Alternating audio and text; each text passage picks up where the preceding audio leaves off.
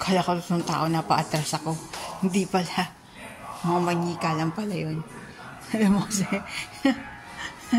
Ay, kita na totoo kasi.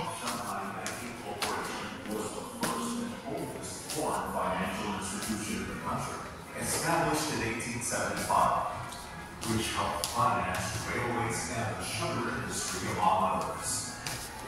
By 1922, its headquarters was located at the corner of Juan Luna and San Gabriel Streets. In 1924, a building was erected at Juan Luna corner Esmeralda Street that housed China Bank, which was established in 1920 to help the Chinese business community. The edifice was also the original home of the Chinese Chamber of Commerce. Adjacent to the Alamo, the Pacific Commercial Company building housed the National City Bank of New York. Mamon Look. Ito yata yung combination ng siopaw.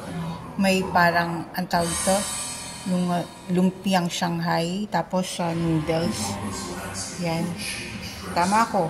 Mami siopaw lumpia. Mamon Look. Saan ba matatagpuan itong Mamon Look na to? Yung parang pinakasikat to na Chinese restaurant dati. Narinig ko pa to sa lola ko kinukwento pa to pero wala na yata ngayon yan. Hindi ko na inabot yan. Kwento-kwento lang.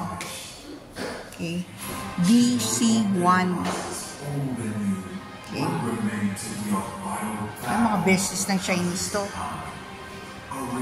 Mga successful business ng Chinese dito sa Pinas. For Beyond to rise again.